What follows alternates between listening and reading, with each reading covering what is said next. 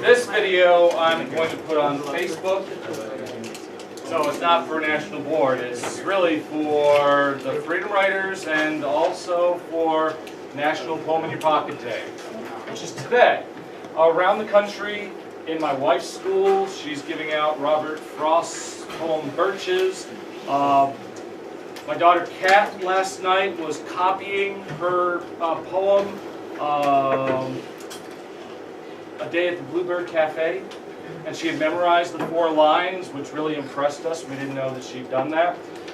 But I decided as I was going through, I was like, okay, should I use Taylor Mali? I love Taylor Mali, What Teachers Make, and he's got a whole collection of poems about teaching and about relationships with his wife.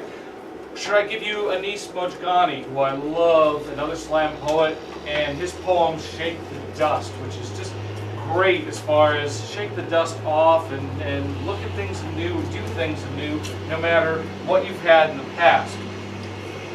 And then I decided to get really vulnerable, so realize that I'm basically like the dog that exposes their belly, not asking you to rub. And I'm going to get personal with my own poem. I've only done 2 in my life. And oddly, even though I'm not a poet, I've performed both of them publicly. This one comes with a story. When I went to the Freedom Writers, and it's appropriate for me to look back at this since I'll be meeting up with them again in just 2 days. I wrote this on my blog about my experience. I thought it was very strange, that I was very strange, going to the Freedom Writers, because all these other people had these experiences that I didn't have. So I thought I was weird. It's like my students when doing Freedom Writers journals saying, I never had my best friend die in my arms. I was never jumped into a gang. I was never thrown out by my parents, so I really don't have anything to write about. And that's exactly how I felt going here. All these other people had been adopted, had been abused, victims of abuse, had to confront coming out publicly to their family and sometimes to their students. And then they'd cry at the drop of a hat. And I would stand back, no tears. And I thought, why no tears? How weird am I? Why can't I be part of this also? And then I finally hit my moment. It was day 4 of 5. Right before we left, we went to the Museum of Tolerance, which, if you saw the movie, was the turning point for the Freedom Writers. They got to sit in a recreated shower and see the shower heads and the concrete walls, and you're thinking, man, if it were me and the shower heads are right there, it could be water, it could be gas, I don't know, and you get into the experience. Anyway, I was listening to one of the speakers who was relating her horrific experience in Auschwitz. And I was sitting in the front row, and I was falling asleep. You know, not the just, okay, put my head down, I'd give up, but that really weird one that you probably have done where it's just like you're drifting off and catching yourself. And here I am with this woman right in front of me. And right next to me, Miss G, the teacher herself. And I'm like, okay, now I am the worst heel in the whole world. And after that is when I had my moment. But as usual for me, it was personal and private. We went up to lunch after this incredible speech, from what I heard, and I went to one of the Freedom Writers personnel and I said, do you have paper? She's like, well, do you have a journal, a paper, something? I need something to write on. Do you have anything? We might be able to rustle up a few sheets of paper or something. It's like, that's okay. They probably have something in the gift shop downstairs. I went downstairs to the gift shop, and they've got all the books on the Holocaust and tolerance and acceptance and all this. And I found an Anne Frank journal with Anne Frank saying on the cover, and then some pages behind it. I didn't see any other pads or anything, so I bought this. I didn't realize till later it was 20 bucks. Didn't matter. I went outside. I told them I'm not going to be here for a while. I went outside. I started writing. I wrote stream of consciousness, 8 pages of a conversation to myself. That was my moment. And then I returned to the group, and nobody mentioned, we realized you weren't here, are you okay? I didn't get the same, oh, are you okay, pat on the back like everybody else got, because mine was so private. I didn't realize until later that at the same time that I was having my whatever, my moment, Robin Williams was, or had committed suicide. At about the same time, I only juxtaposed the two because as I was growing up, Robin Williams was like my hero. I listened to his comedy records and cassette tapes. I watched his specials on TV. I watched his Happy Days debut. I watched Mork for Mork. And all of his movies. He was my laugh mentor. When I was in your seats in 11th grade, my buddy from high school had said, I remember Roger walking around with those rainbow suspenders. And as soon as I heard about Robin Williams, he said, I thought of him and how it would affect him. And it affected me greatly. And even more so, that morning, one of the Freedom Riders, Melvin, you won't know Melvin, you know from the movie these different ones like Sherrod. Sherrod is Jamal. Jamal was the one who had the picture passed around with the big lips. Melvin was the one who drew the picture. We don't get that story. But Melvin was the one who's like, yeah, he was a punk from another school, rival football player. I just wanted to push his buttons, so I passed around this note. Melvin started calling me Patch Adams. Robin Williams' character is a doctor with a clown nose. And I guess he must have gotten it from the fact that I mentioned that I was a trained clown.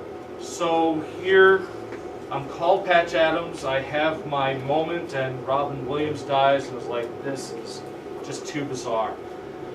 So, in processing this on my own, as usual, I said, you know what, I have a poem that I want to share with the Freedom Riders. I know that in the Toast for Change, there was that one kid that nobody even remembered because he was so quiet, that got up and said, Miss G, do you mind if I read from my journal?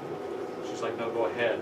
And then he read, and everybody was affected by it. I said, I need my moment here. So I took a poem that I wrote, and I added on to it. The poem needs a little contextual setup. Number one, there was a story that you may have heard a couple years back where a 2-year-old girl from China had left her parents' restaurant, walked out the back door into the alleyway, and was run over by a car. It made a national sensation in China because this video was out, and people couldn't believe that this girl was run over, actually twice. Another vehicle came and actually ran her over. Boom, boom. That wasn't the thing. 18 people. I watched the video once. My wife said, if you're going to write about it, you have to watch it. I watched it once, and I counted. 18 people walked by, rode by on their bikes or scooters, or drove by. Didn't stop. Finally, one woman, bag lady, you'd say, with a shopping cart, pulled up, stopped, and checked on the girl and got her some help. And I just said, oh my goodness, she was only 2. She was only 2. And that's what went through my head, and then I just started writing from there. You'll see where my natural stop is. And then I picked it up again for the Freedom Riders, and this is what I'm sharing with you today.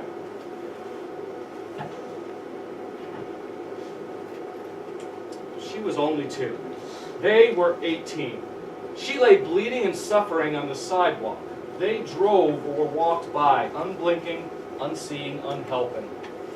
She was only 2. They are 1.3 billion. They are evolving to a fast-paced, consumer-driven economic power full of hope. She was evolving into a beautiful life, as any toddler, full of hope. She was only 2. We are 7 billion. She, like any child, looked at the world with searching eyes. We race through life, seeing only the next thing we need to do, the next thing we need to buy, the last thing we did, the last person who screwed us, and 100 million other pieces of, nonsense. Our children are our future, but they are also our teachers, teaching us how to slow down, how to enjoy. If only we will watch and listen with open eyes and a caring heart, not pass them by without a second look. She was only 2. I am only 1. They are numberless. The vocal critics, the doubters, the haters, and not just outside my school. I'm on an island, alone, sad, feeling run over every single day. But now, I'm a freedom writer teacher. I am legion. I am part of something that is more than myself, and for the first time I have people to watch my back. And it is the critics, the doubters, the haters that have to fear my headlights. I won't hurt them, I won't hate them, I won't hit them. I will feel sorry for them. I will forgive them. But they should note my speed and get out of my way. Because I am sharing the 2-year-old from China to restore my kids' curious eyes. I'm slowing down life in my classroom. Looking at everything outside and in and shielding my students from all the, nonsense that seeks to run them down and leave them dying in the street. They will be revived, restored, and recharged every day in my classroom, and go out every day and share the story of the 2-year-old from China, and the story of the 18 blind witnesses, and the story of room AB18, and their own valuable stories, and change their world, and they will be part of the movement. I am only 1, and 1 can be a powerful number.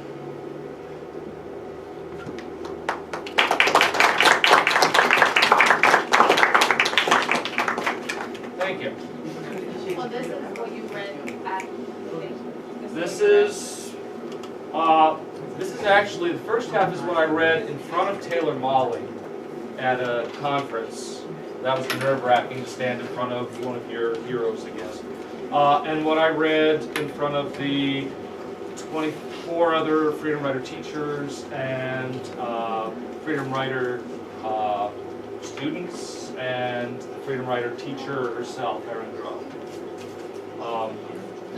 As I look back, I think I am not a poet. I don't pretend to be a poet. I don't practice with the same structure that a poet does. So if I actually break this down, I'll say your meter is kind of all over the place, and your images may be kind of dicey, and your choice of using the F-bomb, interesting choice. I didn't actually realize that I put that in there until I shared it this morning, because that was my personal blog up there, my personal teaching blog. And if I ask you, when's the last time you heard me say the F-bomb? And you're like, well, you're a teacher, you don't really say the F-bomb. But if I go and ask my friends that have known me for 20 years, or my family, so when's the last time you heard me say the F-bomb? They'll say, you don't. Okay, so then why do you do it in here? Knowing the character, does that give you any insight on my use? What do you think when you see me use the F-bomb twice? You must be doing that. We're Frustrated. about it. I'm frustrated. Supposedly. Sorry, we used that yesterday, one of the frustration points. People say things. But yes, frustrated. Does it show anger? Yeah. Okay. And I hadn't planned this, but the use of numbers. She was only 2. They were 18. I had planned that, and then going to the number of people in China, the number of people in the world. And then when I went to, I am only 1. So from 2 to 1, and the importance of 1. And then the 18 witnesses and AB 18, that just happens to work out pretty well. So we look at some of the repetitions and see how things may fit together. Okay? Well, thank you very much. It is tough to share your own work. Well said. Thank you, Megan. Okay? Oh yeah.